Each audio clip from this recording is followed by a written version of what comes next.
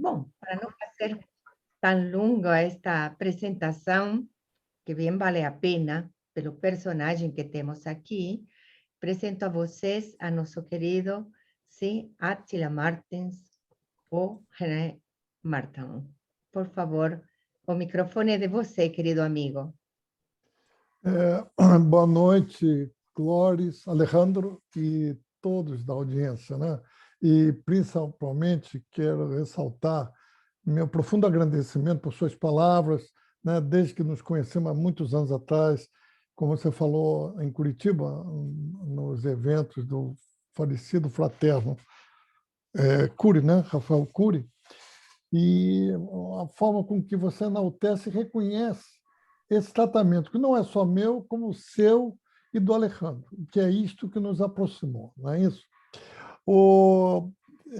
Quando fui convidado por vocês para fazer essa palestra da ufologia e direcionar também em relação aos maias, isso é um grande desafio, porque nós temos pessoas que provavelmente poucos se interessaram, poucos conhecem o tema, mas tem curiosidade, mantém a mente aberta, né? Isso é a grande transformação frequencial que nós estamos vivendo, né, a partir de 2012, né, do calendário maia. O desafio da ufologia, né, demonstrou nos últimos 70 décadas, né, ser uma atividade muito sensitiva. Afastou muitas crenças, né? Afastou pessoas que tentaram ganhar dinheiro com a ufologia, pessoas que criaram... Tá, eu vou fazer isso então, eu vou passar teu número lá, de repente se ela precisar de alguma coisa, daí o pai troca uma ideia com ela.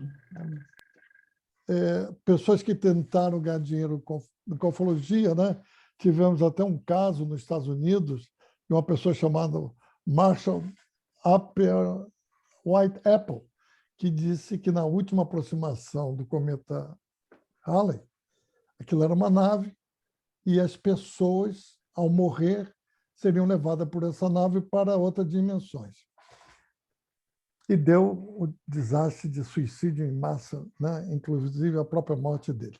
O que é interessante, que não está relacionado a esse caso, é que na aproximação máxima, né, do Halley, o governo japonês enviou uma nave em direção ao cometa Halley para se chocar com ele. E, antes disso acontecer, tirou várias fotos. E essas fotos, quando analisamos na época, tinha cientistas, militares americanos vendo isso também, tinha um formato da ponta de uma nave longa. Isso é de pouco conhecimento, mas estamos aqui querendo revelar o que é importante, né, para as pessoas que não conhecem, aquelas que têm interesse. Como essa palestra de hoje temos pessoas que falam o idioma espanhol, eu vou me arriscar aqui numa pequena frase, né? Eu acho que a gente está com o microfone aberto. Sim, um momentinho, agora vamos a controlar isso. Por favor, tudo. Eu vou pedir a todo mundo que feche seu microfone, tá bom? Menino, você tá bom demais, tá Por gentileza. Tem que fechar os microfones, sim? Para não interromper o palestrante, por gentileza.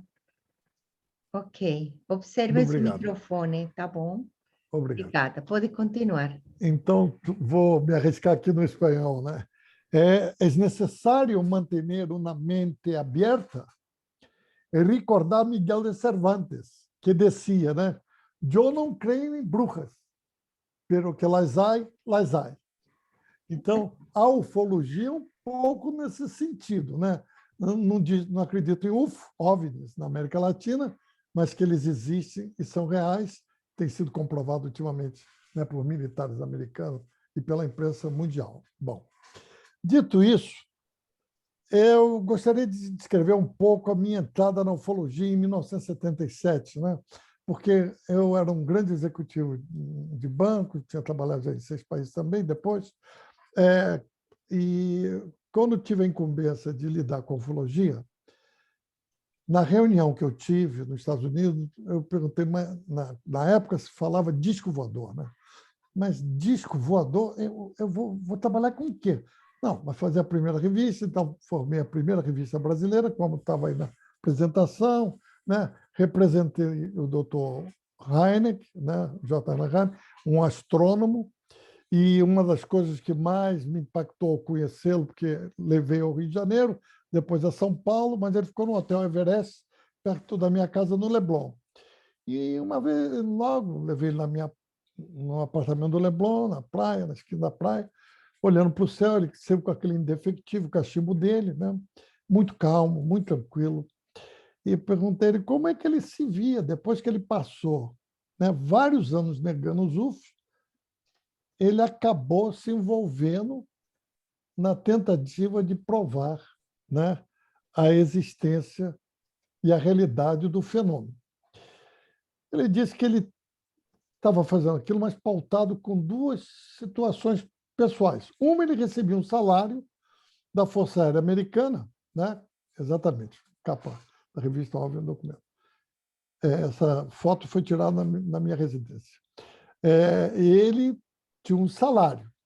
Por outro lado, por ser agregado aos cientistas e astrônomos do mundo inteiro, ele tinha respeito por aqueles que não comungavam com ele, né, dessa realidade, que eu disse, e como isso aconteceu? Eu tive 3 avistamentos.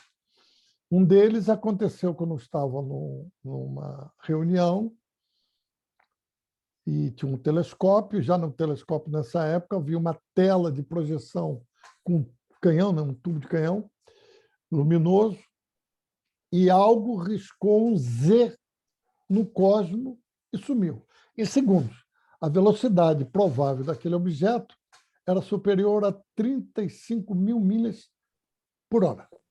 Nada faria aquele movimento zigue-zague e naquela velocidade.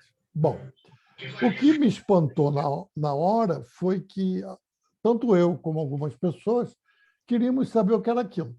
A pessoa, que era o diretor desse telescópio, que ele não disse onde era, né, mandou acender as luzes, virou para a pessoa que estava filmando o evento, apague imediatamente isto que aconteceu, e se dirigiu à plateia dizendo: não quero e não vou aceitar nenhum comentário a respeito do que se passou. Algumas pessoas saíram da sala, ele foi uma delas, chateado, né? E aconteceu. Então, isso daí foi um dos momentos, né, em que traz ele, depois de outros eventos que teve lá na parte ocidental da Virgínia, né, e que ele viu a realidade do evento. Eu o trouxe em 1978 a São Paulo, fizemos um congresso, ele foi o presidente desse evento, depois ficou comigo no Rio. Isso daí eu vou falar daqui a pouco. Mas pode deixar aí, por favor. Não, pode deixar lá. Na volta para o Rio de Janeiro por um avião da Cruzeiro do Sul, depois comprado pela Varig, a aeromoça veio onde nós estávamos, bem na frente, e pediu a presença dele na cabine. Naquela época não tinha esse tipo de problema de ir numa cabine de um avião, desde que fosse, né, convidado. Eu me levantei, mas a aeromoça disse que era só ele. Ele foi, conversou com os 10, 15 minutos do voo, era um voo de 1 hora e pouco, na época. Quando ele voltou, ele disse, interessante, depois eu lhe explico. E ele contou que o piloto, o capitão, contou um avistamento que ele vira, nunca gostaria de fazer um relatório, não gostaria que ele comentasse, nem publicasse na nossa revista, nem na dele, mas queria saber a opinião dele. O Heineck era uma pessoa, o que eu disse, tranquilo, nada abalava ele. E ele explicou a possibilidade de ter sido um UFO, né? Essa foto aí, no final, depois do nosso evento em São Paulo, essa ida para Nova York, para ter o primeiro encontro com as Nações Unidas, né? Quem promoveu isso foi um repórter da CBS chamado Lee Spiegel, né? O Lee Spiegel estava mantendo contato com o ministro de Grenada, uma ilha no Caribe, Sir Eric Gary, que ele tinha já impresso selos com ufos, moedas de ouro, né? Então, era uma pessoa que estava até promovendo o país dele com isso. O secretário-geral das Nações Unidas, que a gente vê aí no centro, Kurt Waldheimer, foi muito simpático, né? Nos recebeu lá com toda tranquilidade. Depois houve uma outra reunião no final da tarde, numa sala com uma mesa alongada, né? Elíptica, para a reunião com outros seres, outras pessoas presentes. E estava aí também o tenente-coronel Lawrence Coyne, que está ao lado direito, né, do Kurt Waldheim, e desde que ele não estivesse usando uniforme, né? Interessante que nos últimos vídeos que nós estamos vendo agora na imprensa internacional, alguns pilotos, semana passada, uma major da Marinha Americana se apresentou no canal de televisão, uniformizada, e relatou todo o evento pelo qual ela teve experiência, né? Bom, o Dr. Hynek cunhou uma frase que é lapidar e é válida até hoje, né? O medo do ridículo é o maior inimigo dos UFOs. Nessa época de fazer o evento em São Paulo, nós tivemos dificuldade de arrumar local, porque quando perguntar para que era o local, era para fazer uma reunião internacional de disco voador, ninguém aceitava. Foi o Teatro de Cultura, né, Artística São Paulo, que já não existe mais, que aceitou, tivemos que pagar antecipado, uma lotação mínima mais de 50%, uma série de exigências, e fizemos, né?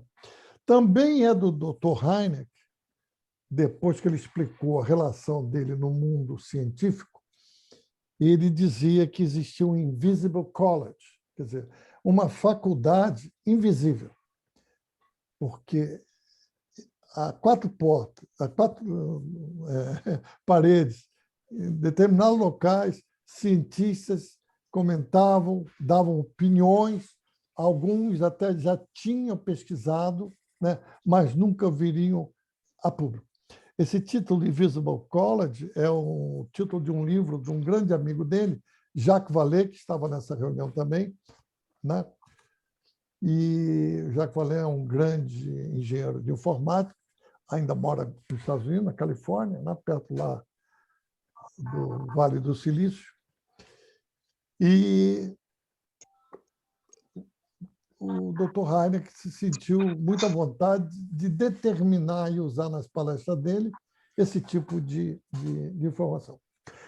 Um dos trabalhos que o Dr. Hynek pesquisou muito, porque ele trabalhou no projeto Blue Book de 1949 a 1969. Em 1952, houve a revoada durante uma semana de 9 UFOs em cima da Casa Branca. Eles não passaram céleres, passaram uma boa velocidade de Mach 2, aviões militares subiram para interceptação sem chance. O evento foi registrado por radares civis e militares, mas a única coisa que os militares diziam para o Dr. Hynek, né, que importaria a eles, era saber se aquele tipo de atividade correspondia, né, a um tipo de ameaça nos Estados Unidos. E eles queriam fatos, dados concretos. E essa foi a tônica de 52 até agora, 2004, né, quando começou uma nova abertura. E o Dr. Hynek cita esse evento da Casa Branca na página 22 do livro dele, Hynek, UFO Report, que ele até me deu um autógrafo, né, em que ele dizia lá na página 22, os militares não gostavam de mistérios, queriam respostas exatas e concretas.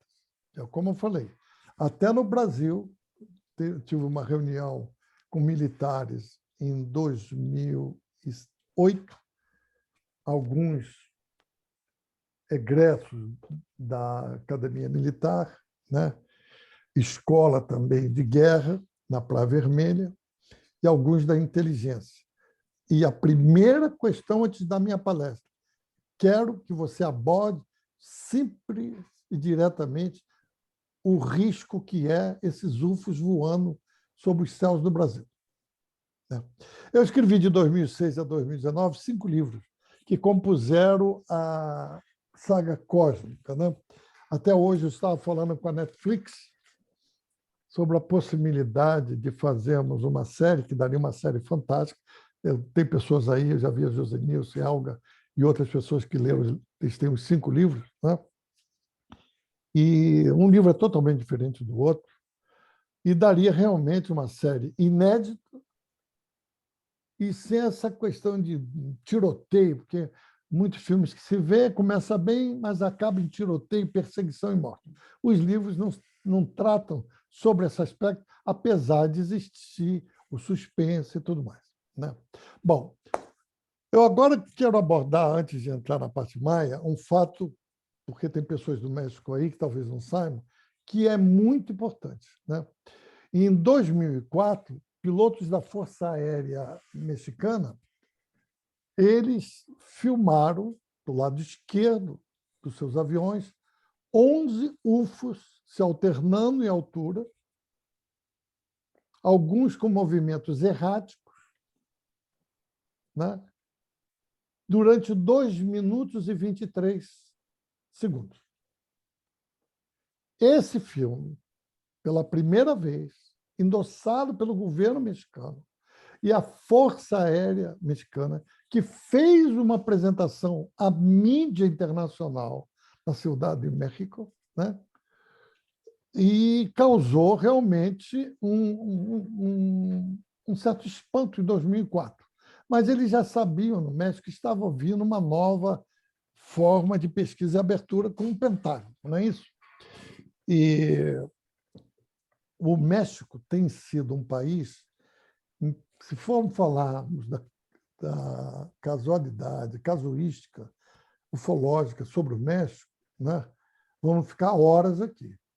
Tem casos muito bem documentados, testemunhas fidedignas, tanto civil e militar, né, durante muitos anos.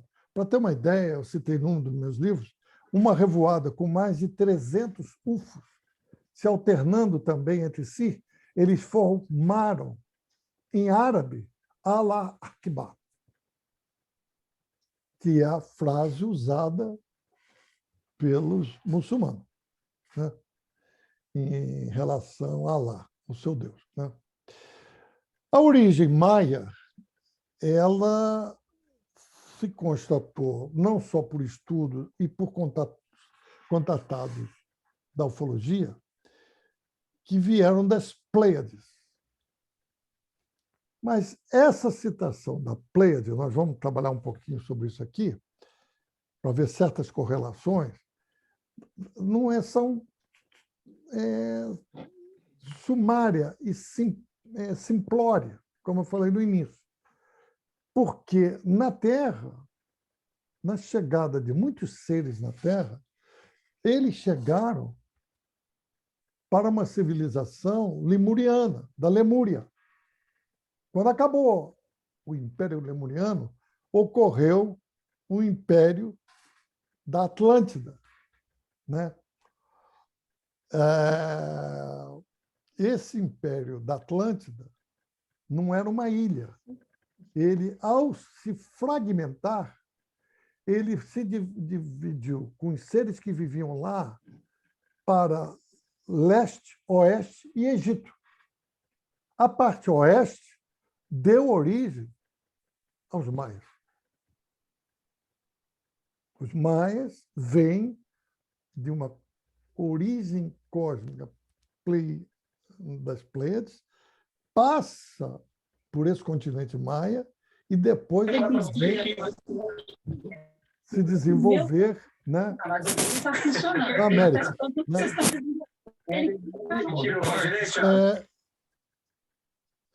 Aqui precisamos comentar alguns fatos científicos. No artigo para o Science Alert, de 8 de abril de 2020, do físico Peter Gorham, ele é da Universidade do Havaí, né?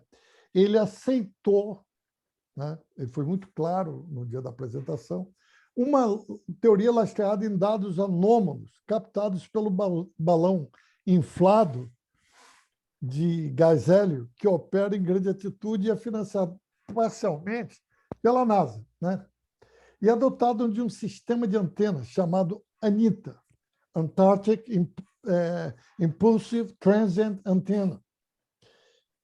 E gerou o comentário dele, a hipótese dele, né, de que havia sido detectado indícios da possibilidade de um portal, né, um indicador da função de um universo paralelo atuando na Antártica, lá no Polo Sul. E que seria uma correspondência também de penetração de seres cósmicos via Antártica. Né? Isso envolvia a confirmação também, havida anteriormente, da incidência de neutrinos, em milhares e milhares de neutrinos sobre a Antártica. A notícia tomou um vulto de destaque mundial, mas, como sempre, a partir de maio de 2020, né, houve um bombardeio, né, e muita conjectura de que a notícia era fake, mas não era. Conheço esse cientista. Né? O autor Erich von Däniken, que escreveu Carruagens de Fogo, ficou conhecido como Eram os Deuses Astronautas, né? É o único título com uma interrogação. Agora não é mais assim, né? Tiraram por interrogação. Expôs a figura visível na tampa da tumba de Pakal Votan, onde fica exposta a imagem do deus Kukulkan pilotando uma nave espacial. Essa foto o Alejandro tem aí para exibir. Desse Deus. Isto. E foi muito analisada, via-se os pés dele como controlando pedais, né, de comando, o impulso da nave seria na perpendicular, a parte branca embaixo. Né? Ele governou a cidade de Palenque, em Chiapas, México, de 603 a 683 a.C. Era considerado um engenheiro-chefe e que influenciou a gravação em pedras e monumentos, né, dos maias. E ali tinham informações precisas, tanto do campo astronômico como da astrologia, o que comprovava e comprova, né, a origem e conhecimento desse personagem. Essa é uma prova física, né, que corrobora na ufologia a origem cósmica e a intimidade dessa civilização com as estrelas. Né? Agora, dia 25 de julho, eu vi a apresentação da Clóris e o Alejandro, que é o dia fora do tempo. Né? Fica entre o 24 de julho, que é o final de um ano, calendário de Sol, e 26, que é o início desse calendário. Né? Esse dia fora do campo, na ufologia, o que se percebeu é como se fosse uma proposta maia para entendermos, né, que existe um portal dimensional, uma ligação invisível entre um final de uma era e o início de outra era. Porque é um dia fora do tempo. Não está no calendário esse dia, né? Esse dia que falta. Né? sempre se comentou que a origem dos maias vem de Sirius, né? Dog Star, né? E os egípcios acreditavam que essa luz adicional ao Sol era responsável pelas altas temperaturas no verão, né? Sirius brilha muito. As enchentes no Nilo ocorriam precisamente no solstício do verão. E acreditavam os egípcios que Sirius é uma estrela binária, incorporando uma associação masculina e feminina. Quer dizer, as divindades Osíris e Ísis. Tá? Em outros documentos da Índia, Sirius é referida como Sukra, com K, o deus da chuva ou a estrela rainha. Apesar de ser constante a citação que os dogas da África receberam seus ensinamentos, conhecimento através do contato desses visitantes espaciais, o astrônomo Carl Sagan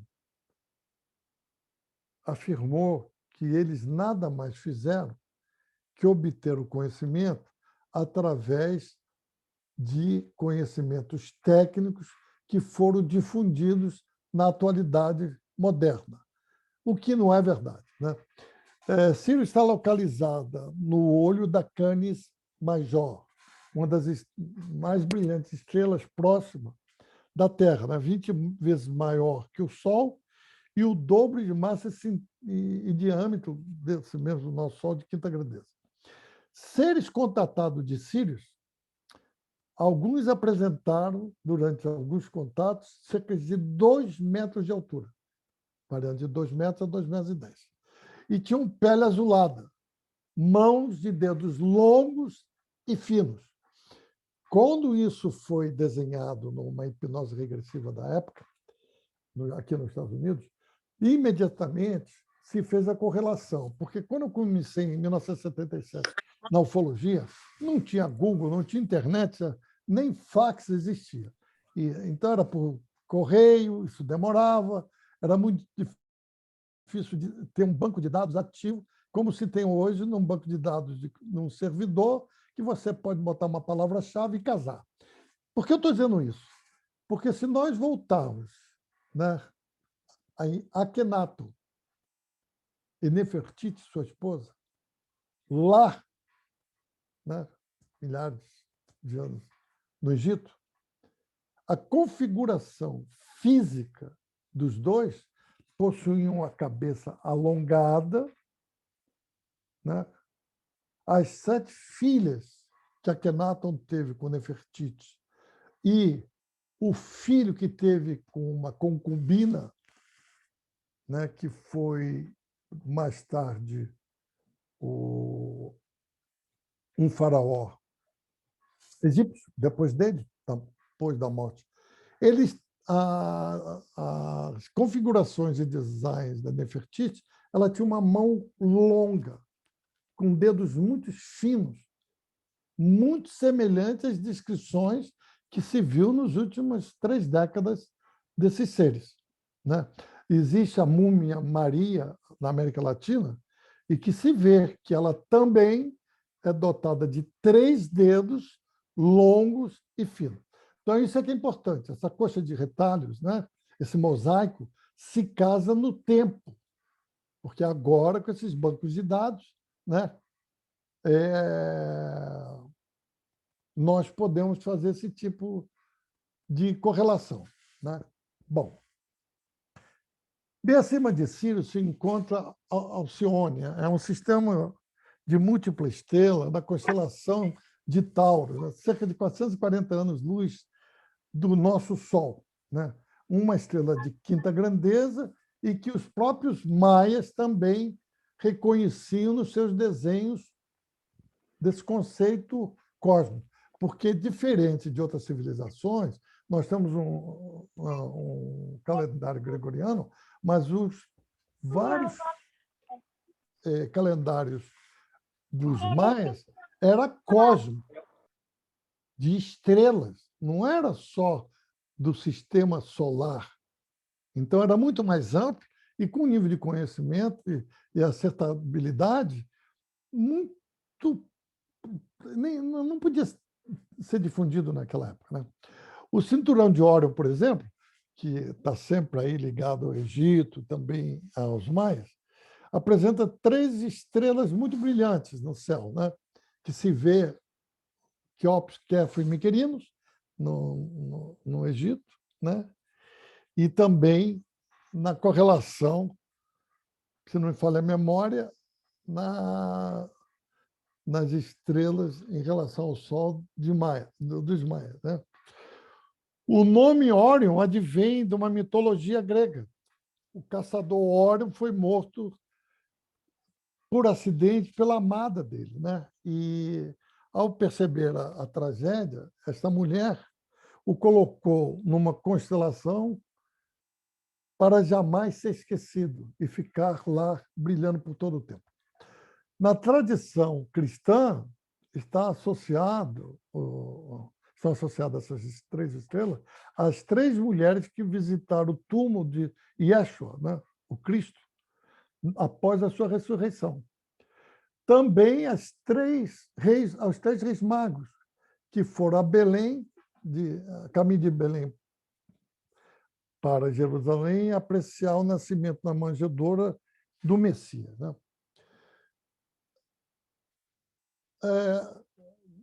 Eu gostaria agora, se pudesse botar o número 0, Maia. Isso. Não se trata de pareidolia, né? E muita gente passa direto a avaliar. Isso foi visto por vários ufólogos, e aqui nos Estados Unidos estudou muito isso, na Califórnia, porque a numerologia vai do 0 ao 19, né? Dos maias. E o 0 não é um ponto, não é um círculo, não é a mão, né, que vai fazer 5, e sequência de 5, 10, né? Como foi feito 3 pontinhos. O 0 é como se fosse um UFO.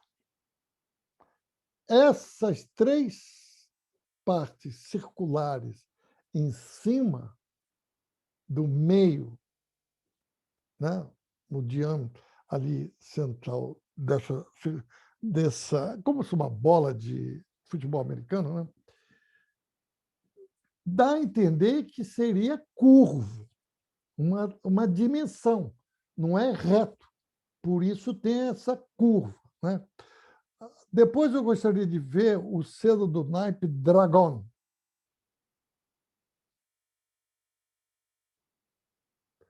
Clóris falou muito nisso na semana passada, os selos, começou ele. E aqui, mais uma vez, as pessoas falam, não, mas ele é ufólogo, ele está querendo buscar essa correlação. Não é isso. Se olharmos com os olhos da ufologia, é a perspectiva de milhares de fotos, desenhos de contatados, pessoas abduzidas, né, ou em regressão hipnótica, né, da parte de baixo de um UFO. E essas 5 hastes embaixo poderiam ser exatamente os raios indicativos de onde ele saiu, né? Quando nós falamos dessa existência no cosmos de seres, né, nós temos que lembrar a Bíblia, João 14, capítulo 2, em que Yeshua disse na noite em que foi traído, né, e foi preso lá pelos centuriões romanos: na casa do meu pai há muitas moradas. Isso, num contexto separado, é mais uma indicação, juntamente com o livro de Ezequiel, dessa realidade cósmica da ufologia, né? O autor e pesquisador Eric von Däniken chama que ele clama que não foram as guerras que acabaram com os maias, né? Porque não existem registros físicos dessa batalha, dessa grande luta, né, para explicar o desaparecimento maia, que nós vamos tocar mais lá embaixo. Numa canalização com uma entidade cósmica, soube-se identificar uma relação planejada de acordo com os calendários elaborados pelos maias, lunar, solar e Vênus, né? Que eram baseados nos 9 dias, num ciclo de 9 dias. Né? Talvez esse fato possa explicar o porquê os maias jamais inventaram a ampulheta, o relógio de água ou outros objetos astronômicos, porque o conhecimento deles era tão específico, tão profundo, que não precisavam dessas correlações de hora, de 60 minutos e tudo mais.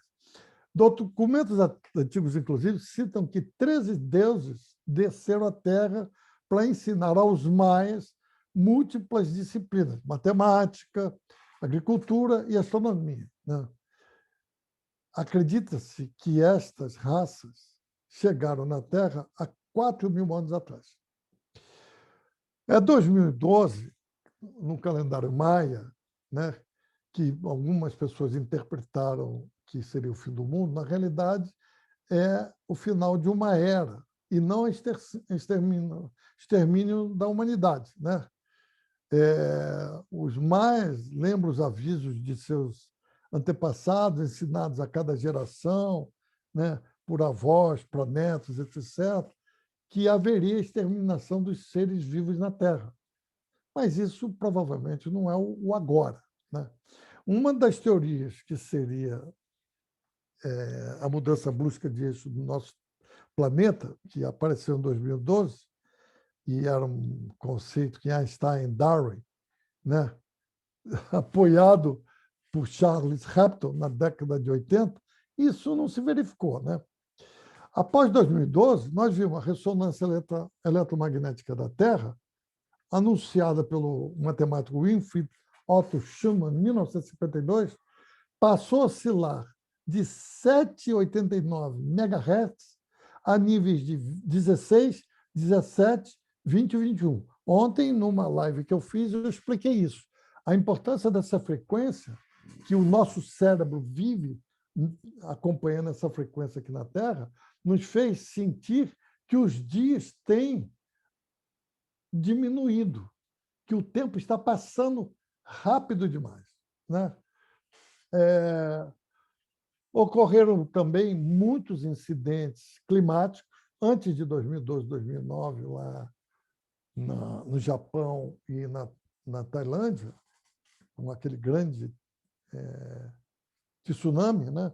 E mortes em números elevados. Mas, nos últimos anos, estamos vendo também um crescimento de 2002 a 2020, mais de 1.500% o aumento de vulcões. Recentemente, estão vendo aí na China, no Japão, e tivemos um caso também no México e no Chile. O pai dos heróis gêmeos maia, né, do Unabku, surgiu numa escavação onde apareceu uma escultura que narra o processo da criação dos maias, né? Um tipo de gênese dos maias. O National Geographic, é um canal americano, que também tem no Brasil, fez um documentário com Morgan Freeman, e ele esteve nesse local, né, em que via a gravura, né, em que se via a cabeça sendo seccionada do Unabku, e os gêmeos depois vão encontrá-la, plantam, e aí, ao plantá-la no solo, surge a cultura do milho, importante na cultura dos maias, né? E dizem que os maias teriam sido feitos a partir disto. Né? Na ufologia moderna, muitos abduzidos confessam que os alienígenas com quem tiveram contatos vieram das Pleiades também. Essa é uma interação que sabemos que aconteceu por milhares de anos. A partir de 1970, houve o caso de um suíço, Eduard Billmeyer, que era um guarda florestal que tinha perdido um braço, que liberou várias fotos e filmes de 8 milímetros que não davam para fazer trucagem nesses filmes de 8mm para justificar esses filmes, né? E essas naves, ele pedia permissão para fotografar e filmar, e elas surgiam e sumiam como mudando de dimensão, e ele conseguiu obter fotos que não podiam nem ser replicadas em laboratório, né? Foi tão importante, impactante esse trabalho do Billy. Billy, ele gostava do Billy the Kid, americano, daí que veio esse Billy Meier, o nome dele. A revista Der Spiegel, o espelho, né, da alemã, pela primeira vez mostrou na capa uma dessas fotos precisas desses UFOs fotografados por Billy Meier. Existia um militar americano, Wendell Stevens. Ele tinha sido o militar responsável por uma base aérea no Alasca, e durante a década de 70 ele filmou em 16mm preto e branco várias incursões e presenças de UFOs. Todos esses filmes ele mandou para Washington. Ele reclamava nas reuniões de ufologia, naquela época aqui nos Estados Unidos, de que ele nunca mais recebera informação nenhuma do que se tratava esse filme. Nem dizia, inclusive, que não sabiam onde os filmes estavam. E depois vocês vão ver o que acontece com esse homem. Esse homem escreveu o livro UFO Contact from the Pleiades, que era baseado nas conversas e reuniões que ele teve na Suíça com Billy Meier, a quem ele chamou atenção para o mundo, né? Fez um evento em Nevada, o outro em Las Vegas, o Anderson, e trouxe o Billy Meier aos Estados Unidos. O Billy Meier disse que os contatos deles começaram quando ele tinha 5 anos de idade. Conheceu um ser chamado SFAT, F-A-T-H, né?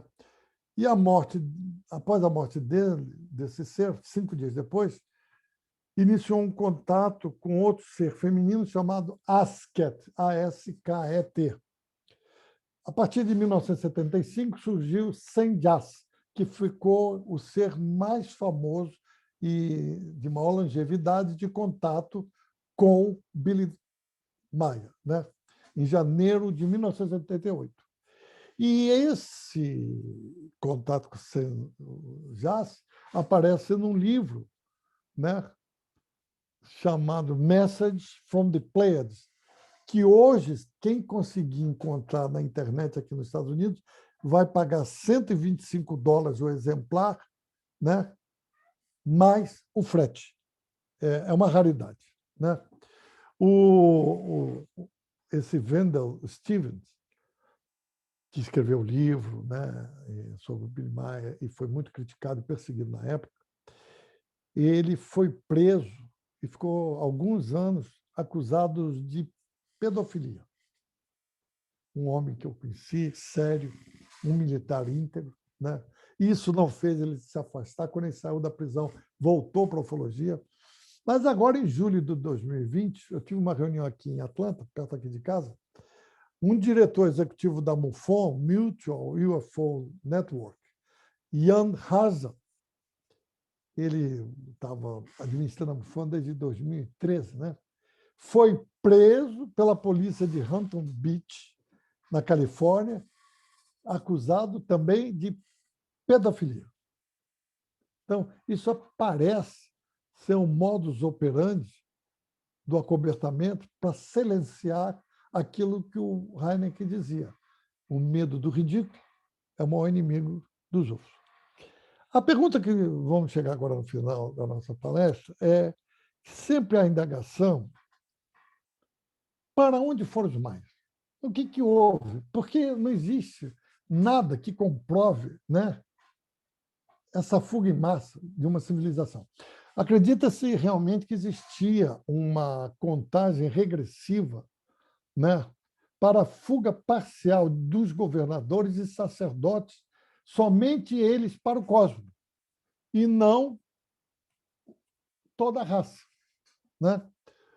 Outra teoria mais recente cita, de acordo com geólogos que a Clóris fez uma apresentação com o Alejandro, de que estão descobrindo debaixo das pirâmides no México, né, o que tinha sido falado em 1999, de conexões subterrâneas debaixo dessas pirâmides, né? E aí, o que se acredita é que houve realmente uma fuga em massa para baixo e viraram os maias seres intraterrenos.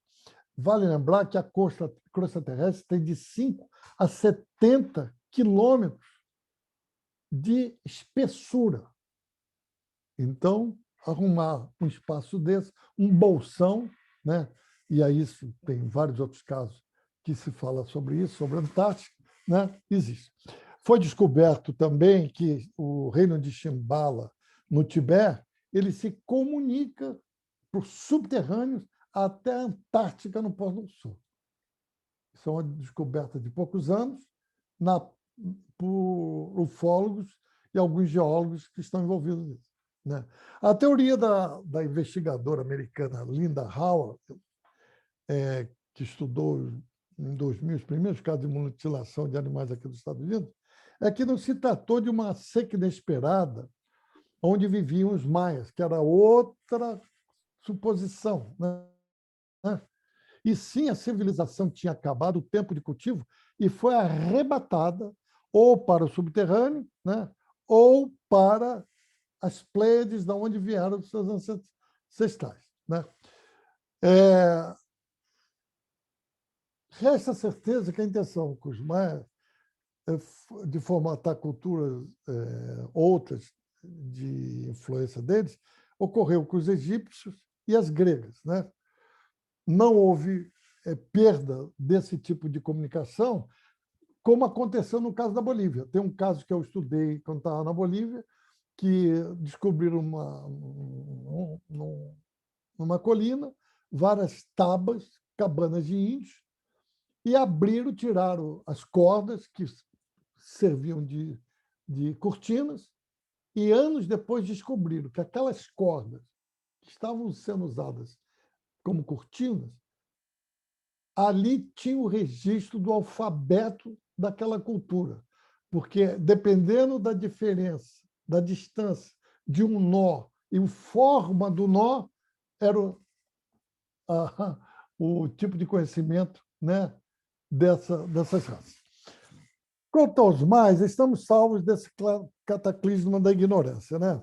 Graças ao apoio do governo mexicano, da Clóris e do Alejandro, que fazem um trabalho sistemático e se debruçam na tarefa de revelar todo esse ensinamento dos mais. Em breve haverá um canal, né, Código Maia, para dar sequência didática, né, constante do que é isso. Nossa empresa aqui, Cinema, está envolvida nisso, né?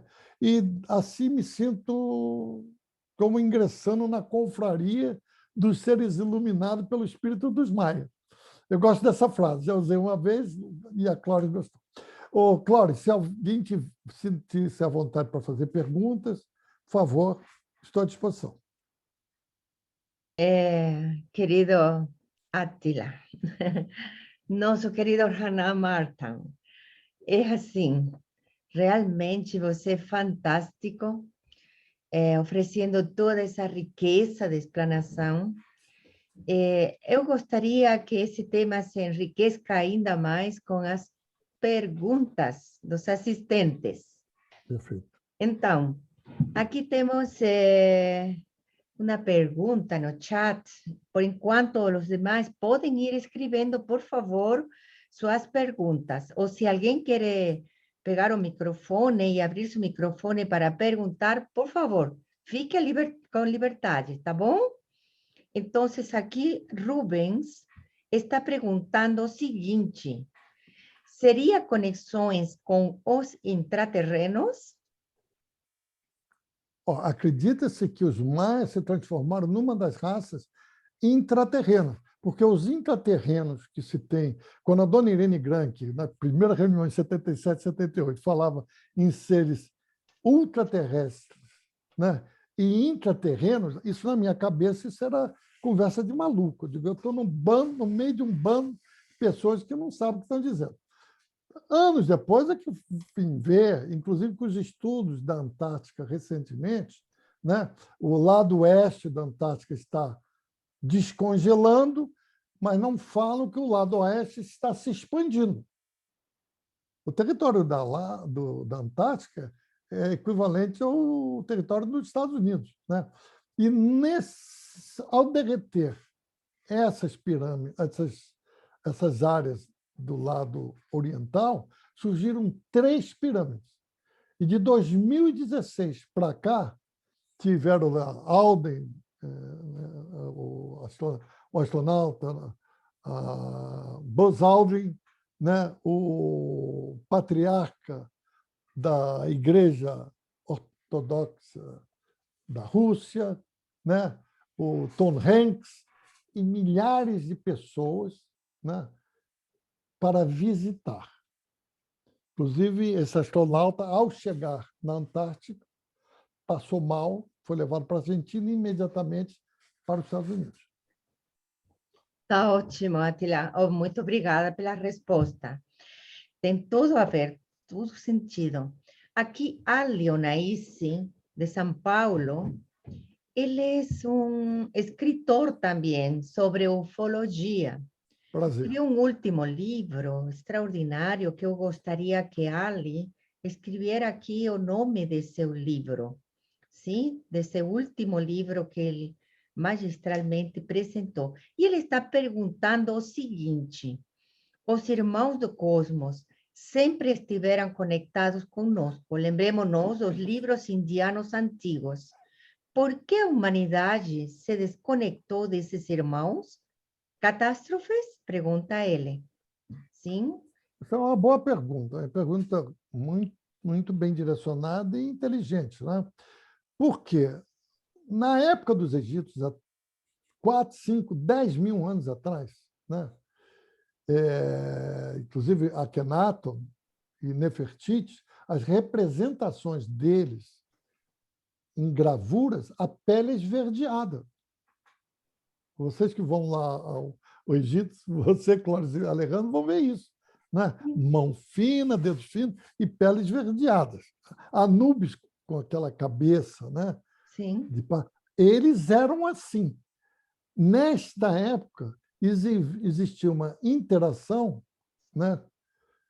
Até na época de Tutankhamon, que era filho do Akhenaton, que eu falei, né? Com uma concubina, esses seres estrelares viviam com o ser humano.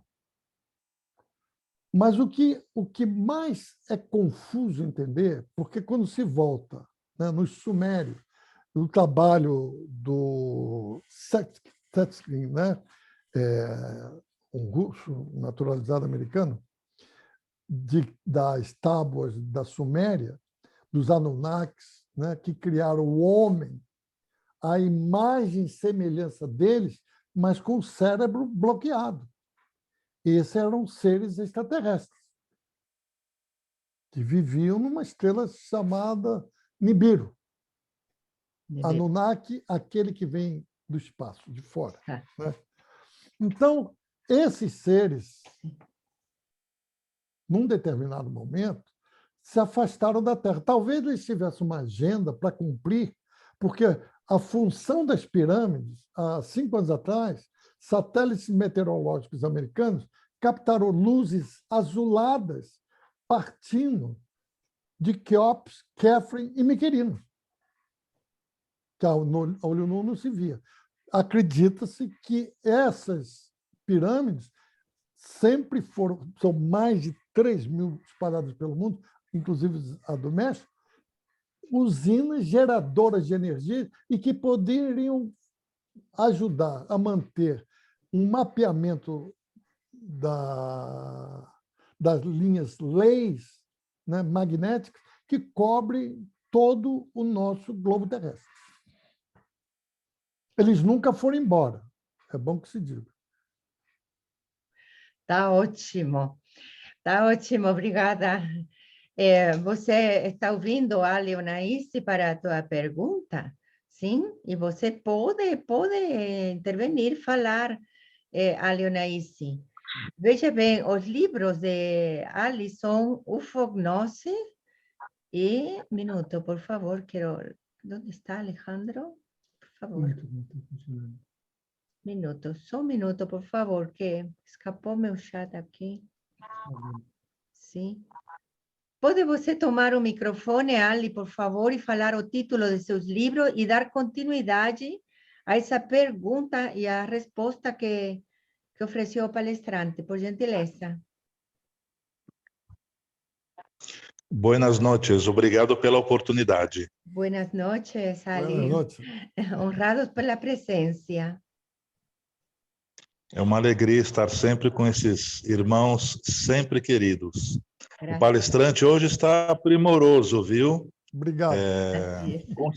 Com certeza, a gente precisa não convidá-lo, mas intimá-lo a participar de mais lives sobre o tema. Obrigado. Plenamente. Sim. Então, o nome do segundo livro, primeiro chama-se Ufognose, já está em fase finalíssima, terá mais ou menos umas 400 páginas, com bastante ilustrações, etc., que é a visão esotérica da ufologia, né? Eu imagino que a ufologia ela vai sempre pecar se não estudar o aspecto espiritual, paranormal, gnóstico, antropológico, etc. Ela vai ser sempre limitado se não tiver como base também esses ensinamentos esotéricos. E o outro é um livreto fininho e que se chama Projeto Terra, Experimentos Genéticos e Sexuais com Extraterrestres.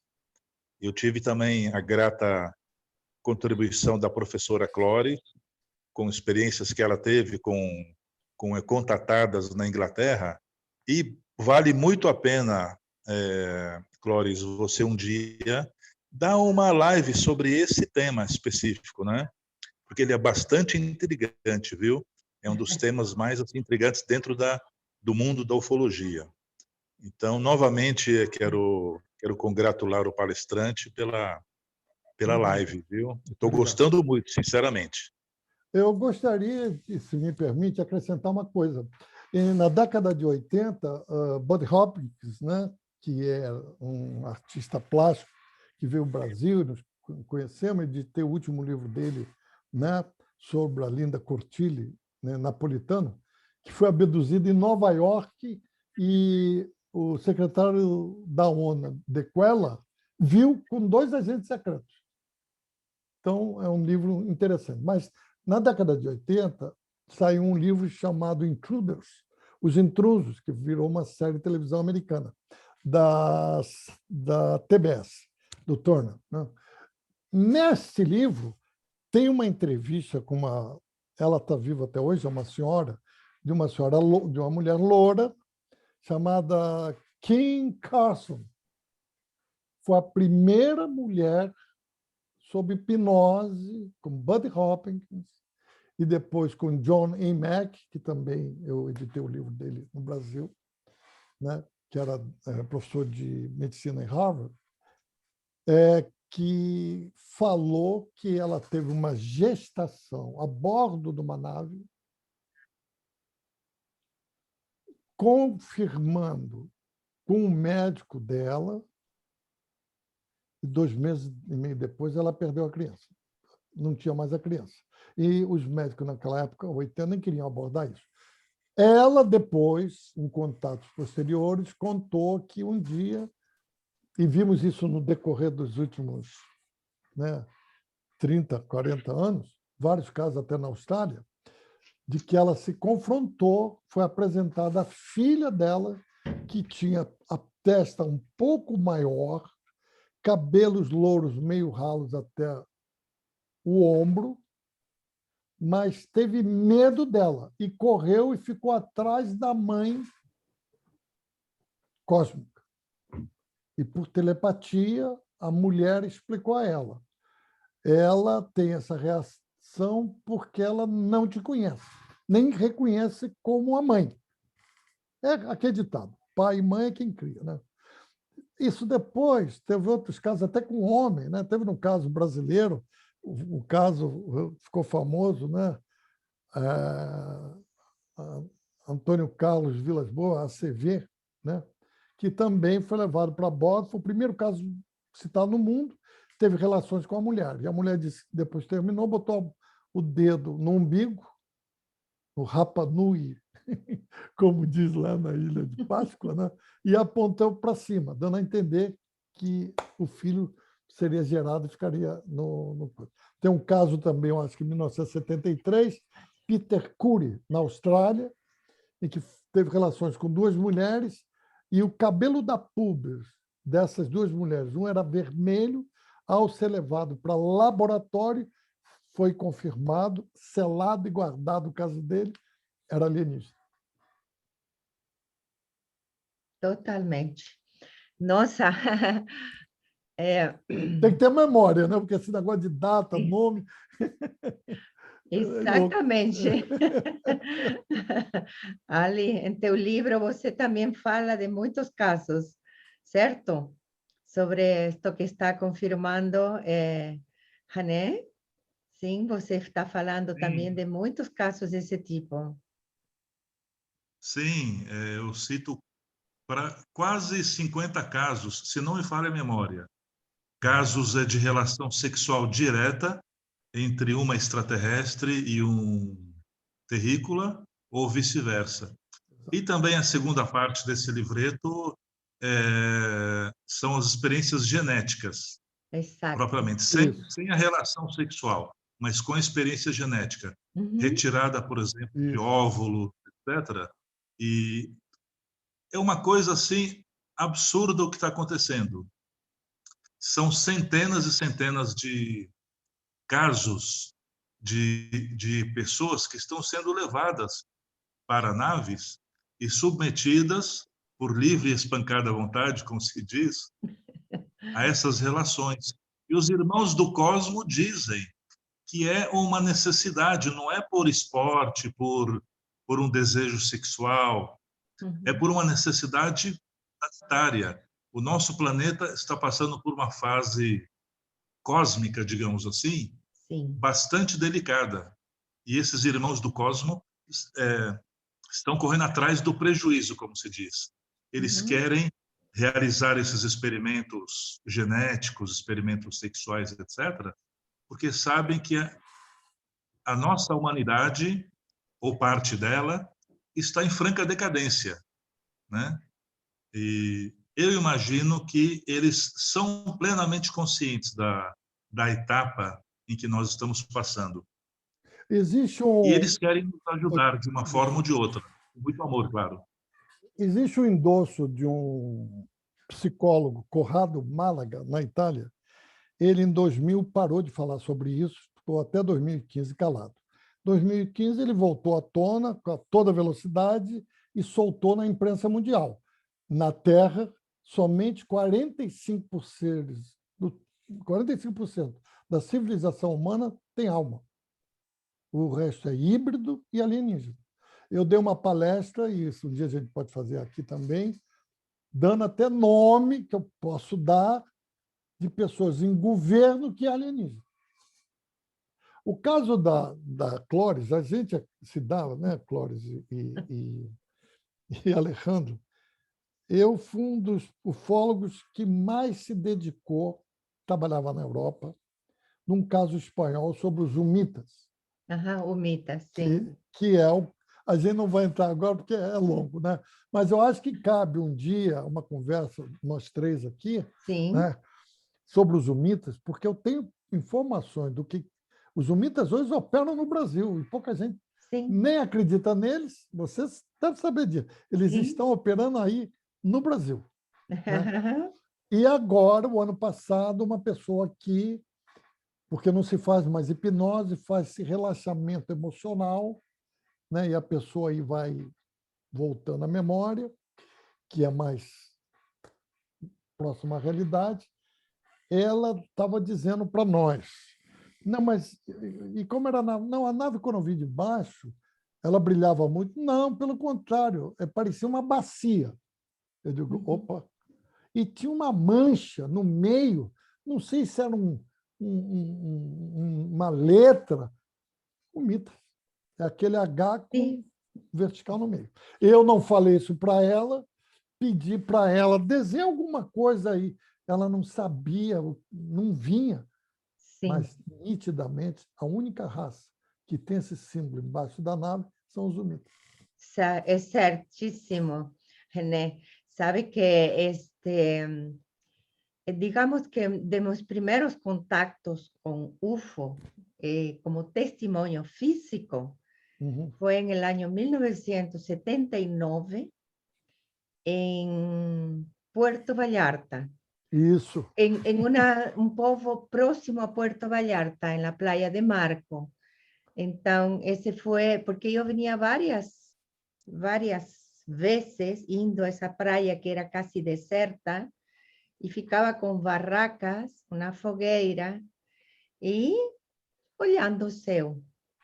E em uma dessas foi realmente com os Umitas. E a nave precisamente tem a letra, sim, embaixo da nave. Exatamente. Aparecem, baja, descem, tem muito contato com os terrícolas, os Umitas. E foi uma das experiências mais fortes que eu tive. Mis padres, meu papá, minha mamá, que não acreditavam em ele, aquela noite, depois de muitas noites, de muitas vezes eu ir à praia sem meu papai e minha mamãe, aquela noite eles foram, pero para cuidar a meus filhos. Nossa, você não acredita. Meus padres saíram da barraca, sim, espantados, a se abraçar de uma palmeira de coco com as crianças. E depois que eles viram a nave realmente em cima, aquela praia, meio mar, um pouco de mar, um pouco de praia, ficaram em paz. E começaram a acreditar fortemente e a transmitir o conhecimento de que sim existiam. Sabe? Eles mesmos assistiram. Com outros também, pessoas que estávamos aí, com alguns alunos mais.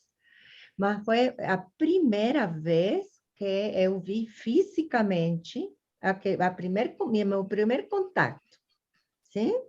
Então, realmente aquilo que você está falando, Átila. E aquilo que falava a Alio na Inglaterra, em Glastonbury, também tive uma oportunidade, tem uma história um pouquinho longa, não vou contar aqui, quizás em outra live. Nessa live, em outra live, vamos a contar de uma contactada, uma inglesa, sim, realmente, que mais bem é transportada de Sirius e com esse cruzamento, ou seja, com terrícolas, e como é que levam essas criaturas a outros mundos. Mas é maravilhoso, tudo isso. Veja bem, aqui o doutor Alexandre Lemos, sim, está falando o seguinte, Hané, dice, os maias, assim como os egípcios, são remanescentes de povos atlantes e corrobora com conhecimentos compartilhados em diversas áreas, como matemática, engenharia, medicina. A minha pergunta é, esses dois povos citados têm a mesma origem estelar ou têm origens diferentes? Existe um livro chamado Exilados de Capela, né, que explica um êxodo em direção à Terra. Mas esse não é só o único êxodo, né? Existem das Pleiades, né, de Órion, e em pesquisas recentes agora, um contatado de visão remota, né, visão à distância, falou em mais de 1000 raças já que já passaram por aqui. Um fato que eu vou dizer agora, Eu vou dizer porque isso saiu na Europa muito rapidamente e aqui nos Estados Unidos não. O presidente da Rússia, o Putin, há 3 semanas atrás, disse que estava muito preocupado com o que os reptilianos draconianos podiam criar de problema aqui na Terra, que são os grandes criadores de problemas, né, com os arcontes. Não é isso?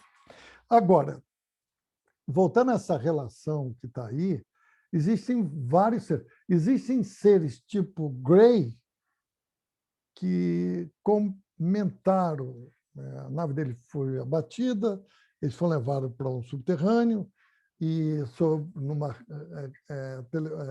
reunião de telepatia, disseram que eles eram seres humanos de 45 mil anos no futuro. O problema no nosso planeta começa a partir de 1850. Eu fiz uma live especial sobre isso, e aí você vai ter a Revolução Francesa, Karl Marx, a Revolução Francesa pariu o comunismo, né, com a foice e o martelo, símbolos da morte. O pessoal de esquerda não gosta que fale disso, mas vem por aí, não tem liberdade, não tem Deus, o Deus é o partido, né, essas coisas. Então, eles partiram, retornaram aqui na Terra para querer entender o que houve a partir de 1850. Em 1857 você vai ter o livro do Allan Kardec, né? O Rival, né? Que era um francês que criou o estudo do espiritismo. Em 1959 tem o livro O Diário do Darwin. Em 1961 sai o segundo livro, Livro dos Médiuns, também do Allan Kardec. Allan Kardec era um sacerdote druida. E os druidas eram conhecidos, você morou na Inglaterra, se Sim. pesquisar sobre isso, eram seres sacerdotais de Claro. brilho. Eles brilhavam. E Sim. os celtas os reverenciavam. Así es. Entendeu? Então, Marlin, tudo isso tem conotações lá, que se você for estudar, né, a origem do primeiro rei da Inglaterra, né, Cosmo. Então, tem tanta coisa para a gente abordar. Nesse teu caso dos Humitas, por exemplo, que foi a Espanha que tentou destruir a imagem dos Humitas, mas não começou na Espanha, começou na Rússia, anos antes. E ninguém fez essa correlação. Então, o dia que nós quisermos, com esse senhor aí, ufólogo, e você e o Alejandro, fazermos uma live sobre os Humitas, eu vou tentar contribuir com o que eu sei. Maravilloso, René. Maravilloso. E para completar essa pergunta, doutor Alexander, realmente confirmo que não só os Atlantes têm origem estelar, também, antes, inclusive, a raça lemúrica hiperbórea, Isso. porque vem de diversos lugares cósmicos, não? Então, vinieron mônadas divinas, assim como vinieron seres também para encarnar aqui na Terra, certo? E para criar civilizações. E as maias é uma dessas. Sim. Os egípcios é outra civilização, sim, que vem justamente do cosmos. Esse é o motivo justamente dessa nossa live, não? Porque são seres estelares. Isso. Isso aí. Agora, no Espiritismo, no Brasil, você vê Candomblé, né, Centro Espírita, e até ontem falei com uma pessoa que trabalha comigo numa live, não é divulgado, e poucas pessoas sabem, que os seres mais antigos a atuarem na Terra foi Xangô. Sim. São esses deuses do Candomblé. Ogum, orixás, entende? Eles são os mais antigos. E muitos deles, quando são abordados num centro espírita sério, eles não falam ou explicam a sua origem física. E, no entanto, tem muita gente que vai no candomblé, quer fazer macumba, não tem nem ideia do que está falando e com quem está se envolvendo, que não são seres do mal. Así es. Perfecto. Entonces, aquí, por ejemplo, a Samira Hortz es una mujer muy capacitada, eu conheço ela, inclusive ella ya fue a México, esteve entre los mayas, también estudiando jornadas con aztecas, y ella pregunta o seguinte: gostaria de saber para onde se dirigiram os sobreviventes da Atlântida logo após o cataclismo. Eu falei, eu acho, essa senhora não estava a par, na hora que a Atlântida se dividiu, não era uma ilha no meio do Atlântico, né? Como se pensa lá em Brasil, né? Perto de Portugal, não é nada disso. Quando se subdividiu essa camada e a Terra começou a tomar o formato, né? Com a divisão da África e tudo, os seres que habitavam a Atlântida fugiram para o leste, para o Egito e para a América. Daí da origem dos maias, dos astecas e dos incas, que é tudo a mesma origem. Assim é. No mapa de Piri Reis está bem explanado isso. Exatamente. Sim. Então, e ali ainda, desculpe, ali ainda tem um detalhe no Piri Reis, né? Sim. A Antártica não tem gelo. Exatamente. E temos uma resposta, inclusive, o porquê, em uma palestra que vamos a complementar a esta, relacionado com o Deus Pacal, sim, de Palenque, temos toda essa resposta para aprofundar, sim? Como é que realmente isso que você está falando tem uma coerência. Sim, aqui... Só um minutinho. Sim. A gente não, eu não quis tocar nisso, mas a morfologia dos maias, nos diburos, né, nas esculturas, basta olhar o aspecto físico, até de Pacal, não tem nada a ver com os descendentes maias e os mexicanos de hoje. Claro Zero. que não. São totalmente diferentes. Quando estamos falando dos maias, estamos falando dos maias clássicos e anteriores, inclusive, sim? Não estamos falando destes maias atuais, com todo respeito aos maias mexicanos que atualmente moram ali, sim? Sim, existem esse povo descendente, tem suas ancestrais e tudo. Mas quando estamos falando aqui da cultura maia, estamos falando desses seres, sim, que vieram das estrelas. Exato. Estamos falando justamente desse linhagem cósmico, sim? Então, e essa realmente é uma estrutura, sim, morfológica diferente. Veja bem, aqui a Regiane estava fazendo uma pergunta. Minuto, por favor. Doutor Alessandre, se você ficou feliz com a resposta, nos diga, ou se tem alguma questão. Pode tomar depois o microfone, por favor, doutor Alessandre, que ele é muito estudioso destes assuntos, além de participante de Diálogo do Universo, desde faz muitos anos. Sim, bom, Regiane pergunta o seguinte: gostaria de saber se estes maias que sumiram são os maias galácticos? E o que aconteceu com os maias terrenos? Ou estas duas raças se misturaram numa mesma raça e desapareceram juntas? Esses que desapareceram tinham a raiz direta com os ancestrais deles. Deixaram a cultura, o conhecimento, os registros, que eu falei que agora é uma confraria de iluminados, nós estamos colocando à tona, né, toda essa paisagem. Porque, ao fazermos uma live como essa, vocês não tenham dúvida, a frequência deles está presente. Com certeza. Absoluta, estamos nesse canal. Nós estamos na mesma frequência deles. Essa é a frequência dele. De fato, até nós somos meio que os canais deles para estar falando aqui, e vocês que estão presentes também. Exato. Boa noite a todos, querido Áchila Martins, René Martão, né? Realmente muito explícita e clara tua live, né? Tua palestra.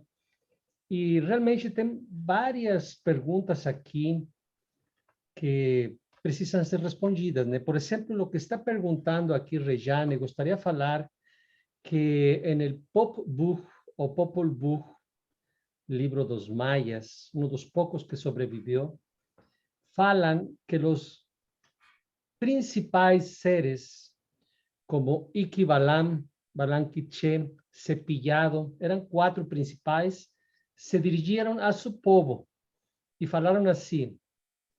Eu vou falar em espanhol para poder me inspirar melhor, tá? Sem problema, sem problema. Vamos. Nosotros nos vamos. Sabios consejos y enseñanzas os dejamos. Si ustedes se olvidan, se esquecen de que deben ser grandes, no por lo que tienen, sino por lo que dan, la misma suerte les tocará. O seja, eles sabiam que iba a acontecer alguma coisa com eles. Então, os principais, os criadores, digamos assim, os mais evoluídos de consciência, foram embora e ficaram os que não estavam tão evoluídos. Eu mencionei isso. Está Os no sacerdotes. Popol Vuh. Isso. Quando Os nós sacerdotes lemos é que foram embora. Sim. Quando nós lemos esses livros, não como uma literatura de pessoas que tinham uma fantasia ou que escreviam como se fossem crianças de épocas antiguas e nós somos os evoluídos e eles eram as crianças da humanidade, se los lemos realmente como eles escreviam com toda essa simbologia sagrada e especial, vamos entender muito do que aqui se está falando. Ok? Então, realmente existiam 2 tipos de maias, os maias clássicos, os maias que tinham um conhecimento superior, reservado como todos os antigos, inclusive egípcios tinham, e havia o povo em geral. Sempre existido isso. Alguns foram e outros ficaram, definitivamente. Acredita, o estudo, desculpe te interromper, é que eu acho que são 5.132 anos, não é isso? De ser completo todo o ciclo do calendário. Este ano, né, em que eles foram, eles já sabiam que os sacerdotes e aqueles que eram os deuses da conexão cósmica iriam embora, e os outros iriam ser intraterrenos. O que está acontecendo agora, de 2002 para cá, é que a informática está auxiliando muito a entender a simbologia e os estudos dos maias, porque na mão, na percepção, ia levar anos e anos. Esse trabalho que está sendo feito por vocês, de acalorar, botar lenha nesse fogo de imaginação, é para trazer à tona este conhecimento, que a hora é agora. A frequência de 2012 para cá é essa. Sim, assim é. Com certeza. Para Rejane, vou completar de alguma maneira, essa resposta é bastante profunda, Rejane, porque temos que estudar, sim, essa lápida del Deus Pacal, em Palenque, aí está incrível, todo um estudo, não só de um navegante cósmico, sim, sino também como quando estudamos a nível códice, então tem toda uma resposta do porquê eles tinham o poder, os antigos maias, sim, os homens venidos de las estrelas, como é que eles tinham o poder de se transportar a outra dimensão, sabe? Mais além da luz. É incrível. Sim? Comprovando umas outras dimensões. Então, mas temos que ter uma live exclusiva para interpretar ajudar a interpretar lo que es esa lápida, com os conhecimentos do Solkin, por supuesto, porque o Solkin não é solamente um conhecimento como um calendário espiritual sagrado, é um conhecimento que tem muita cosmologia, muito cosmos envolvido, sim? E nessa lápida do Deus Pacal tem muitos símbolos, numerologia, sim? Deuses que temos que interpretar, porque esos deuses, inclusive, que a veces, entre parênteses, deuses, tem a ver com constelações. Para começar, quando vemos a lápida del Deus Pacal, e vocês veem aquele homem que suavemente está se suspendiendo para encima, ¿sí? Entonces, lá em cima está el Deus Itzamá, mas ese era conocido en esa lengua maya como el Deus Itzamá. Pero en realidad, quieren que les diga qué es eso interpretado ya en nuestro lenguaje astronómico. A Ursa Mayor. ¿Sí? A Ursa Mayor. Entonces, vamos a hacer todo ese estudio do por qué esos mayas eran vindos de otros mundos. ¿Sí?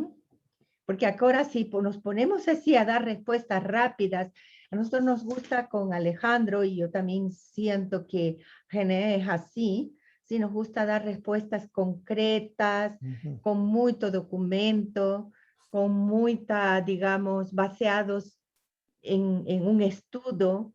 Nos baseamos, ¿sí? En los códices. Y René se basea bastante en sus pesquisas, en muchos escritores, en sus propias experiencias. No nos baseamos en códices y también en muchos contactados.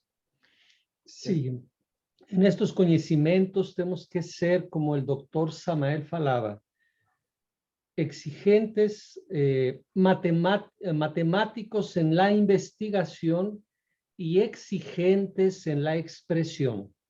¿Entende? Matemáticos na pesquisa y exigentes cuando explicamos aquilo, para que las cosas sean lo más puntuales posibles. Aquí tengo otra pregunta de Dalila. Eu queria, Sí, claro, pode falar. Um ratito, por favor. Claro que sí. Puede hablar también español. Un ratote, por favor. Se habla espanhol também.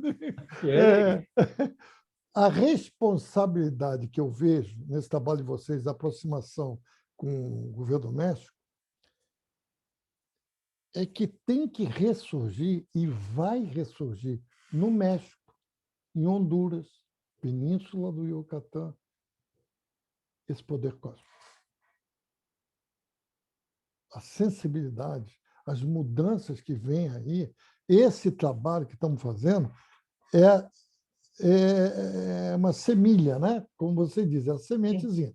Você coloca, vai germinar, vai criar raiz e vai embora.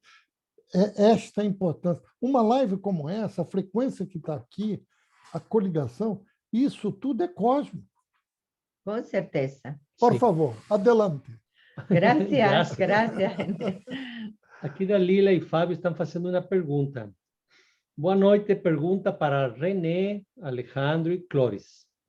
Os arcontes são normalmente considerados seres opressores e dominadores da humanidade na ufologia, como cada um considera os arcontes, inclusive pelo conhecimento da gnose.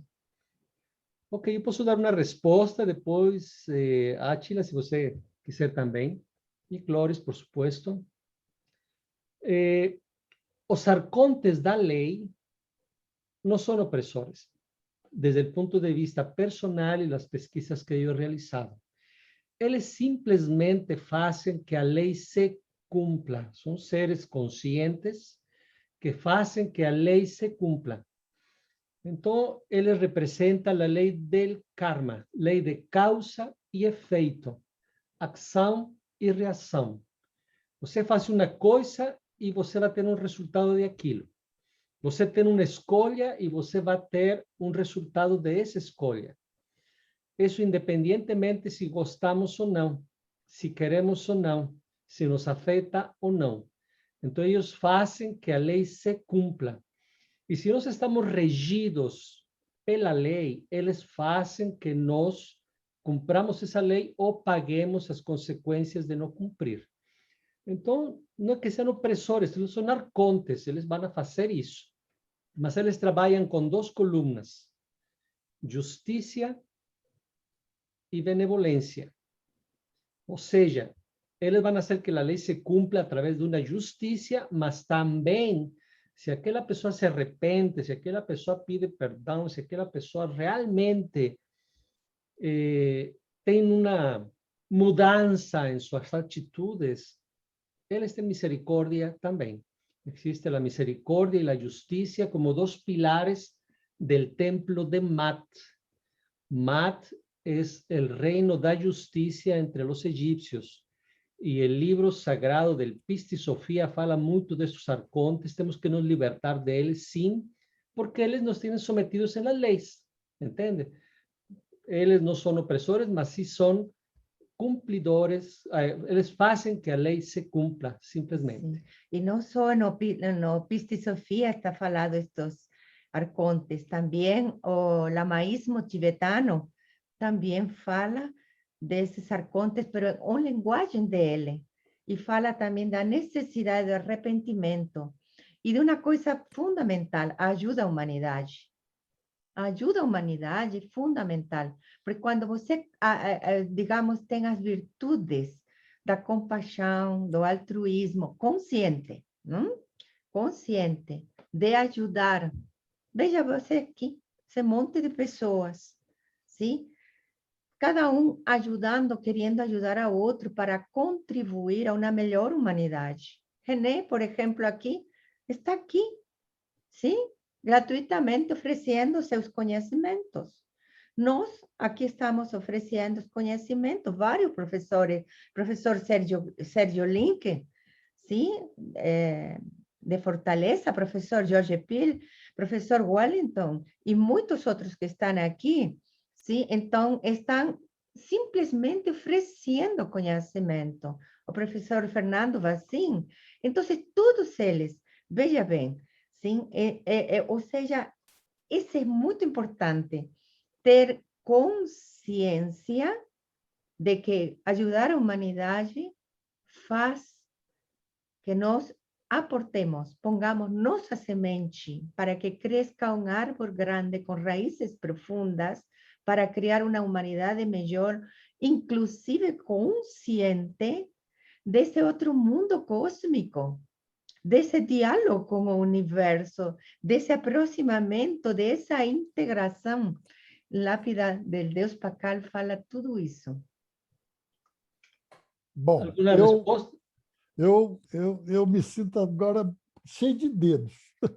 Por quê? Nos meus livros, né, nos 5 livros que eu escrevi, os arcontes estão em todos eles. Os arcontes na Bíblia, tem uma passagem que eles tiveram que ser enganados para que Yeshua pudesse nascer na Terra. Eles são muito mais antigos, né? E tem uma correlação de trabalhos com os reptilianos draconianos. E muitos estudos, inclusive militares, chegaram à conclusão que os arcontes não são seres físicos, são como máquinas. E se são máquinas nesse mundo moderno e que eles puxaram para cá, televisão, internet, Google, e-mail, etc., eles podem nos controlar 38 horas por dia. Onipresente, onisciente, onipoderoso, onipotente. Ótimo. Essa visão na ufologia e que o que está acontecendo cosmicamente agora, principalmente na nossa Via Láctea, é que estão querendo expulsar os draconianos e os arcontes. E eles não vão deixar isso barato. Tem um autor italiano, Mauro Bilinho, que eu posso mandar link para vocês, é em italiano, mas se vocês falam espanhol, não é difícil. Capire italiano. Adesso andiamo a parlare. Então, o Mauro Bilino ele tinha a incumbência de fazer a tradução dos escritos originais da Bíblia, de papiros de 700 anos antes de Cristo. Ótimo, O Átila. Vaticano não gostou disso Aham. e demitiu ele das edições São Paulo. E ele começou a dar as palestras dele. E explicando, né? Javé era um Elohim. Elohim, nesses papiros antigos, é uma raça que chegou na Terra, tinham vários Elohims. O Elohim chamado Javé, e eu fiz um artigo para a revista Plus Ultra, que eu até mandei o link para vocês, explicando isso, ele não é o pai de Yeshua, esse Javé da Bíblia. Não é. E ele queria obediência cega. Mandava matar, ele bebia vinho, bebida alcoólica, cerveja, gostava de comer carne. Bom, isso para o Vaticano era um horror. O que é pior nesses estudos do Mauro Bilino é que você vê que quando se fala em querubim, o querubim é aquele anjinho, né, pequenininho, que só cabeceia com anjinho. Querubim eram máquinas. A descrição lá, 700 anos antes de Cristo, no hebraico, mudaram certas partes da Bíblia para se encaixar no que ele... 700 anos de Cristo. Depois, 300 anos de Cristo, mexeram de novo. Depois, no concílio, em 491, com a realização, né, do Constantino e a mulher dele para estabelecer a religião católica, para não ter problema no reino romano. Enfim, essa história que nós conhecemos, né, ela está muito deturpada. Existe na Inglaterra, no Museu de Londres, um negócio chamado Codex Sinaiticus. O Código Sinaiticus descreve 16 mil mudanças na Bíblia, conhecida. Todo mundo, eu vejo constantemente católico, eu fui criado como judeu e católico. Então, conheço os dois lados. Mãe judia, pai católico, deu nisso que está aqui. Né? Difícil de... Bom, que Jesus se aproxima de uma mulher que está prestes a ser apedrejada, não é isso? Ele pega uma pedra, se posta ao lado dela, atira a primeira pedra aquele que não tenha pecado. Assim Todo mundo conhece isso, não conhece? Conhece. Sinto muito, isso está somente na Bíblia do King James, da Inglaterra. Isso era uma lenda sobre Jesus. Assim é. Isso não Com tem nas certeza. outras... Bom, Muito espero, Dalila e Fábio, que haya ficado respondido desde diferentes ângulos nos arcontes. Ok, continuamos para ir finalizando, né? Sim, vamos finalizar. Dice Samira Hortz, outra vez, ela participa no seguinte. Grata pela resposta. Minha dúvida era se os druidas não seriam descendentes dos atlantes, uma vez que na Inglaterra há Stonehenge e outros vestígios. Sim, então, Samira, eu sei por quê, porque com ela foi à Inglaterra, fez com nós jornada, inclusive estivemos em los crop circles. Ela conseguiu incluso participar, ver, presenciar um crop circles. Realmente nós hemos estado em muitas pesquisas lá na Inglaterra. E então, eu sei do aproximamento que tem a Samira com os maias, os druidas, os celtas, etc. Então, definitivamente, primeiro, os druidas, tal como falou René, eram esses sacerdotes de luz, lumínicos. Eles eram no descendientes, eran antiguos atlantes de luz. Isso. De luz, porque hubo también Atlántida, sí, que también se degeneró, ¿sí? Mas eran descendientes, ¿sí? De los atlantes de luz. De ahí o por qué esa zona de Stonehenge, Glastonbury, donde aparecen los crop circles, ese es un portal energético de luz impresionante. No por nada, ahí se estableció a tabla redonda, ¿sí? Del rey Arturo, los caballeros, toda esa historia mística los caballeros do Santo Grial, no por nada fue ahí o cáliz de nuestro Señor Jesucristo y fue escondido por José de Arimatea, ¿sí? En el Chalice Well, que es un lugar que está próximo a Colina de Thorn. Entonces, no por nada, esos lugares son sacratísimos. Ahí no por nada existió la isla de Avalón, hasta en portales dimensionales, así como en la Tierra dos Mayas, existen esos portales de luz dimensionales donde se pasa otra dimensión de la misma manera que ten mundos intraterrenos, también ten mundo, ¿sí? En otras dimensiones. Así, en esos vórtices de energía de Stonehenge, donde están todo lo que son, inclusive Karnak, que está próximo a la Francia, donde están los dólmenes y todas esas culturas que han salido ahí, porque son portales energéticos poderosísimos. Entonces ahí, que aparezcan naves, desaparezcan de un segundo a otro, no es de extrañar para nada. Eu tive, no México, una entrevista extremadamente importante con un señor muy simple, llamado Salvador Villanueva. ¿Sí? Conocía a él era un mecánico, porque él tuvo un contacto con unos venusinos. Se estragó el carro, estragó el carro de alguien, entonces él fue a ayudar. Fin de historia, aparecieron estos venusinos y lo llevaron, ¿sí? A Venus. Cuando él voltó diferente. Cuando tuve oportunidad de entrevistar a él, el hombre más simpático del mundo, amável y todo, tenía toda una maqueta enorme dentro de su oficina, ¿sí? Su oficina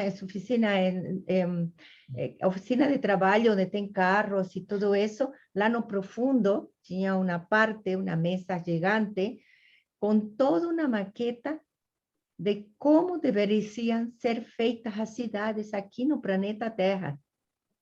Pero cidades que poderiam estar no fundo do mar, que ensinaram a ele, sabe? Do fundo do mar. Por isso é que muitas naves se ven que saem do fundo do mar. Outras naves, se tive a oportunidade também de fazer outras pesquisas, sim, em outra região volcânica do México, saem as naves dos vulcões. Vulcões? Vulcão. Vulcão. Sim? Saem naves de aí. Nos entornos crescem verduras ao tamanho de um ser humano. Acelgas, cebollas. Eu vi personalmente, tenho fotos com estes olhos, vi todo isso, sabem? Porque eu ia e me instalava, ponia minhas barracas, meu carro, minha barraca, esperando, fazendo essas pesquisas e vendo pela noite com um binocular, esperando ver esses fenômenos. Então, realmente, tal como iniciou René Martin al princípio, ele falou o seguinte: México é um lugar de muitíssimos avistamentos, de muitíssimo, é muito normal, muito comum, tem diversos lugares en el norte, en el sur, en los mayas, ni falar, ¿sí? De todo este fenómeno UFO. Aquí no Brasil, obvio, también, en Montserrat, en Cataluña, España, muchísimo. Queridos, ai, tem muito para falar disso. Só para complementar, os seres abissais que moram no fundo do mar, tem um livro do Ivan Anderson, que era um geólogo americano, em inglês, mas na realidade era um agente secreto do MI6, né, que estava na África do Sul. Ele escreveu um livro, Visitantes Invisíveis, em que ele fez mapas que na época ninguém deu valor e agora voltaram, como sempre, a pegar tudo que ele tinha para estudar os gráficos, que 3% da civilização vive próximo da água. O resto está no meio, em grandes cidades e tudo mais. E que, por isso, não se tinha muito avistamentos, né, vindo do mar. Lá do Titicaca, que mora lá perto, vê entrando e saindo. Lá, quando eu estive em Porto Rico, escrevendo um livro também tem um lago lá que faz isso. Enfim, o maior lago da Rússia também, né? Enfim, esses seres abissais que vivem no fundo do mar, a mais de 15 quilômetros, são uma realidade. Teve um comandante de submarino russo, perdeu 5 homens quando se encontrou com uma dessas raças. Chega. Maravilhoso. Bom, tem alguém, alguma outra pergunta? Por favor, podem pegar o microfone. Sí. Alejandro, Alejandro disse, suas considerações, cansado. Alejandro. o Alejandro está cansado. Eu simplesmente falar que é um Sim. tema bastante abrangente. Tem É. muito a falar realmente, né? E convidá-los para as próximas lives. Vou deixar aqui meu WhatsApp, aqueles que estén interessados em que mande informações sobre esses WhatsApp, sobre essas lives que estamos fazendo. Tem uma lista de contatos e sempre estou enviando através de WhatsApp, que é mais rápida a informação. Deixo aqui para vocês meu número, para que, por favor, me mandem um WhatsApp, aí acrescento vocês e vocês vão estar recebendo todas essas informações, ok? Eu posso falar do meu website? Porque Sim, claro, claro, por porque favor. lá tem todas as minhas entrevistas, artigos, ufoara.com. Anotem, por favor. Repita, por favor, René. ufoara.com. Ótimo, beleza. Todo mundo. Sim? Vamos lá.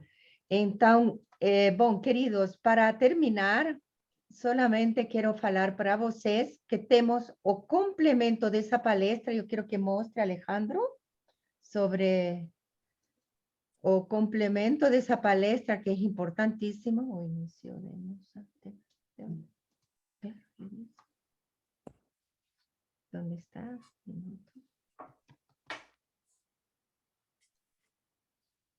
Minuto. Mayas, a raza cósmica, Unapku y Kushansum. ¿Sí? Vamos a aprofundar sobre este tema, ¿tá? Y con René Martins vamos a aprofundar sobre otros temas ufológicos también. Você sabe, querido Átila, está cordialmente convidado. Con Obrigado. Átila estamos realizando o Código Maya, que ele ya depois vai explanar, ¿sí? Porque tomara também, Átila, que você realmente cumpla com seu objetivo de sacar algunos filmes o algum filme bem consciente na Netflix. Isso seria, nossa, Perfeito. maravilhoso. Então, nós temos este complemento para a próxima. Temos muito que estudar, muito que mostrar, muito que falar sobre assuntos cósmicos que tenham a ver também com cada um de vocês. Sim, estão convidados de aqui a 15 dias, porque cada live destas são cada 15 dias, mas para ter mais informações, por favor, deixem seu WhatsApp ou mandem para mim, que a gente vai ter vocês informados. Vale a pena aprofundar na segunda parte desta live sensacional sobre os maias como uma raça cósmica. E outro Maravilha. detalhe, não esqueçam que estamos em el ano siriano de la semente elétrica. Vamos a semear, vamos a sembrar essa semente maravilhosa. Ajudem, cooperem, tragam convidados, sim? Não nos deixemos absorver por a vida material. Sim? Lembrem que nós, profundamente, somos seres, em realidade, nossa essência divina é eterna. Então, não nos identifiquemos tanto nessa vida, essa vidinha de 60, 80, 90, 100 anitos aí. Sim?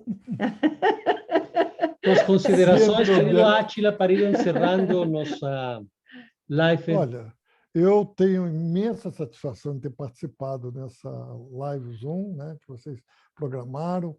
Clóris, pelas suas palavras, sua recepção, o Alejandro pelo apoio que ele vem dando e pela sua audiência, que me surpreendeu, bom nível de perguntas, interesse, e nós temos certeza que estamos aqui abrindo mais um portal de conexão. Muito obrigado.